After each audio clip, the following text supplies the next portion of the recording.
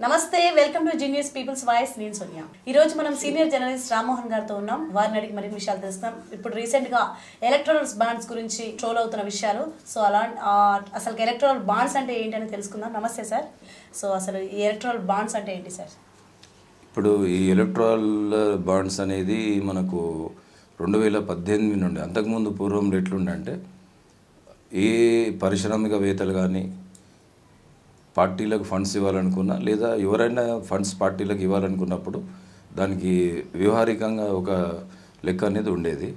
తర్వాత 2018 నుండి ఒక చట్టాన్ని తీసుకురావడం జరిగింది. ఈ ఎలక్టోరల్ బాండ్స్ అని దాన్ని అంటారు. రాజకీయ పక్షాలకు ఎవరైనా సరే విరాళాలు గుప్తంగా ఇవ్వచ్చు అన్న గుప్త నిధుల్లాగా అంటే గుప్తంగా ఇవ్వచ్చు అనేది ఆ ఎలక్టోరల్ బాండ్స్. అంటే ఎవరైనా ఇప్పుడు బాండ్స్ ఎన్ని కోట్లకైనా సరే ఎన్ని వందల కోట్లకైనా సరే వాళ్ళు బాండ్స్ అనేది పార్టీ పేరు మీద వాళ్ళు పర్చేజ్ చేస్తారు. కేవలం బ్యాంకుకి మాత్రమే తెలిసి ఉంటుంది, వాళ్ళకి తెలిసి ఉంటుంది, పోయిన పార్టీ వాళ్ళకి తెలిసి ఉంటుంది.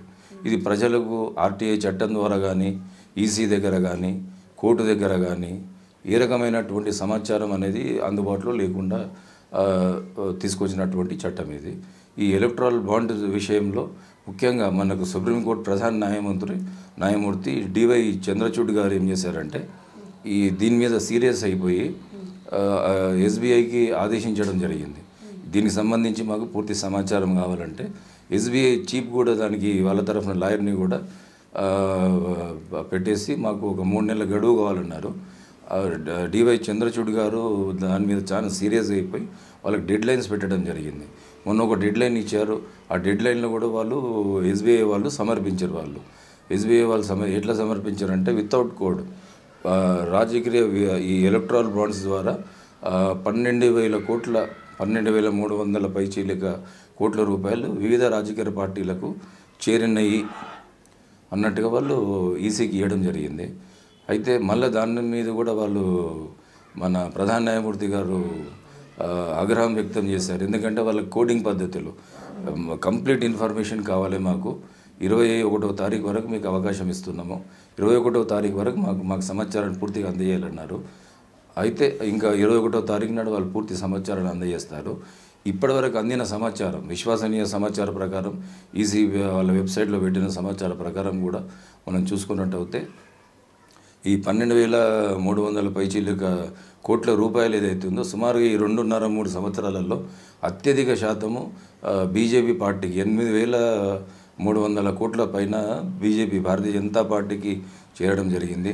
అలాగే ఇప్పుడు అన్నా డిఎంకేకి కూడా డిఎంకే పార్టీ తమిళనాడు డిఎంకే పార్టీకి కూడా ఒక 500-600 కోట్ల రూపాయలు, మమతా బెనర్జీ పార్టీకి కూడా, ఇటు కాంగ్రెస్ పార్టీకి కూడా విరాళాలు 1,300 కోట్ల రూపాయలు రావడం జరిగింది. అయితే మొత్తానికి ఇప్పుడు ఇక్కడ మన చర్చనీయాంశం ఏంటంటే ఈ ఎలక్టోరల్ బాండ్స్ సిస్టమ్ తీసుకురావడమే ఫస్ట్. ఇప్పుడు ఏంటంటే ఈ చట్టం అనేది ఈ ప్రజాస్వామిక దేశంలో మనకు సమాచారకు చట్టానికి కూడా చిక్కకుండా దొరకకుండా ఈ సమాచారాన్ని గుప్తంగా ఉంచడమే పెద్ద నేరం వాస్తవానికి చెప్పాలంటే. ఈ ఎలక్టోరల్ బాండ్స్ కూడా ఏం జరిగిందంటే ఇప్పుడు 8,000 కోట్ల రూపాయలు ఈ భారతీయ జనతా పార్టీ ఖాతాలోకి వెళ్ళినాయంటే ఎవరు వేశారు? దీంట్లో ఒక 4-5 పేర్లు మన ప్రస్తావనకు వచ్చింది. దీంట్లో ప్రధానంగా ఏంది, ఫ్యూచర్ గ్రూప్ అంటే ఇది లాటరీలు నిర్వహించే సంస్థ, హోటల్స్ నిర్వహించే సంస్థ. ఈ సంస్థ మీద already ED rights, CBI rights అయినాయి. వాళ్ళ ఆస్తులను కూడా జప్తు చేయడం జరిగింది. ఈ ఈడీ రైట్స్, సిబిఐ రైట్స్ అయిన సందర్భంగానే ఒక వారం రోజుల వ్యవధిలోనే ఈ ఖాతాలలో జమ అయినట్టుగా మనకు ప్రాథమిక సమాచారం అయితే తెలుస్తుంది. మరి ఈ రకంగా ఈ సెంట్రల్ గవర్నమెంట్ ఈ ఈడీ సిబిఐని దుర్వినియోగం వాస్తవానికి ఏంటంటే ఇప్పుడు ఈ గవర్నమెంట్ పరిధిలో ఉండే ఈడీ సిబిఐ కూడా ఈ స్వయం ప్రతిపత్తి కలిగినటువంటి సంస్థలు అయినప్పటికీ కూడా పూర్తి ఆజమాయిషి సెంట్రల్ గవర్నమెంటే నిర్వహిస్తుంది. ఎలక్షన్ కమిషన్ మీద కూడా వాళ్ళ పెత్తనం అయిపోయింది. ఈ మన ఈడీ సిబిఐ కూడా వాళ్ళ చేతుల్లోనే పనిచేస్తున్నాయి. ఎందుకంటే ఇప్పుడు వీళ్ళకి స్వాతంత్రంగా వివరించే ఇప్పుడు డివై చంద్రచూడ్ గారు అలాంటి ఒక ప్రధాన న్యాయమూర్తి ఉన్నారు కాబట్టి కనీసం మనం ఈరోజు తెలుసుకోగలిగినాము. మరి ఇంత డబ్బు వాళ్ళకు ఏ రకంగా వచ్చిందంటే మనకి ఫ్యూచర్ గ్రూప్ అనేక అక్రమాలకు పాల్పడి లాటరీలు హోటల్ బిజినెస్ రూపంలో కొన్ని వేల కోట్ల రూపాయలు వాళ్ళు ప్రజల ధనాన్ని కూలగొట్టారు. అలాంటి సంస్థల మీద ఈడీ రైడ్స్ కూడా జరిగినాయి. ఈడీ రైడ్స్ జరిగిన, సిబిఐ రైడ్స్ జరిగి ఆస్తులు జప్తు చేసిన సందర్భంగా వాళ్ళకి వీళ్ళకి ఇన్ని వేల కోట్ల రూపాయలు, ఒక అతని ద్వారానే 1300 కోట్ల రూపాయలు భారతీయ జనతా పార్టీకి చేరడం అనేది ఒక చర్చనీయాంశంగా అయిపోయింది. వాస్తవానికి చెప్పాలంటే ఈ ఎలక్టరల్ బాండ్స్ ఇష్యూ ఇప్పుడు ఏదైతే ఉందో ఈ ఇష్యూని ఎన్నికల ముందు తొక్కిపెట్టడానికి సెంట్రల్ గవర్నమెంట్ విశ్వ ప్రయత్నాలు చేసింది. అయినా కూడా డివై చంద్రచూడ్ ప్రధాన న్యాయమూర్తి సుప్రీంకోర్టు ఆయన ఆదేశాలు ఖచ్చితంగా ఉన్నాయి కాబట్టి ఈరోజు సిబిఐ కూడా ఏం చేయకుండా వాళ్ళకి అందజేసే ప్రయత్నం ఉంది. వాస్తవానికి ఏంటంటే ఇది చర్చనీయాంశం కావాలి. ప్రతిపక్షాలు బలంగా లేవు. ఇటు కాంగ్రెస్ ప్రభుత్వం కానీ మిగతా పక్షాలు కానీ ఈ అన్ని పక్షాలకు అందినప్పటికీ కూడా ప్రతిపక్షాలు బలంగా ఈ నినాదాన్ని కనుక తీసుకెళ్తే ఇంకా అనేక విషయాలు మనకు తెలిసే అవకాశాలు ఉంటాయి.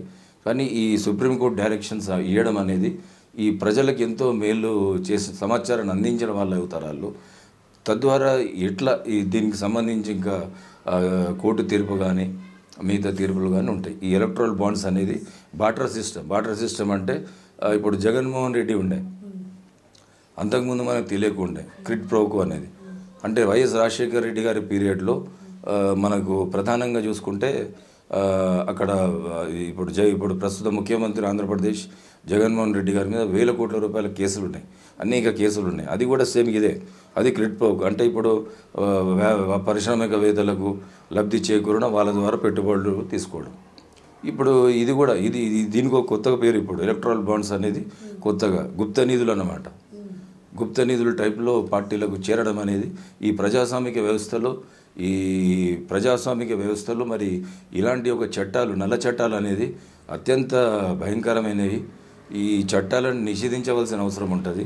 పారదర్శకంగా ఉండే చట్టాలు తీసుకొచ్చి ప్రతి రూపాయికి ఎలక్షన్ కమిషన్కి ఎట్లయితే అభ్యర్థులు ఎమ్మెల్యే, ఎంపీ, ఈవెన్ గ్రామ పంచాయతీ సభ్యుడు కూడా అక్కడ వాళ్ళకి ఇవ్వవలసిన పరిస్థితి, లెక్క అప్పచెప్పవలసిన పరిస్థితి కల్పించినప్పుడు మరి ఈసీ దీంట్లో ఎందుకు జోక్యం చేసుకోలేదు, మరి సిబిఐ, ఈడీ కూడా మరి దీని మీద ఎందుకు నజరేయలేదు అనేది ఆలోచించవలసిన విషయం ఉంటుంది. మరి ఇది ఎలక్ట్రల్ బాండ్స్ అనేది అత్యంత ప్రమాదకరమైన చట్టం అనుకోండి, లేదా ఈ గుప్త నిధులు అనేది ఇట్లా పార్టీలకు చేరడం అనేది ఈ ప్రజాస్వామ్య వ్యవస్థలో అత్యంత దౌర్భాగ్యమైనటువంటి పరిస్థితి అనేది నా అభిప్రాయం. Okay, right. Thank you sir. మీ విలువైన సమయాన్ని కేటాయించి స్టూడియోకి వచ్చి ఎలక్ట్రల్ బాండ్స్ గురించి చాలా చక్కగా చెప్పారు. Thank you sir. సో చూసారు కదండి, ఎలక్ట్రల్ బాండ్స్ అంటే ఏంటో తెలుసుకున్నాం. సో మరిన్ని అప్డేట్స్ కోసం చూస్తూనే ఉండండి జీ న్యూస్, పీపుల్స్ వాయిస్.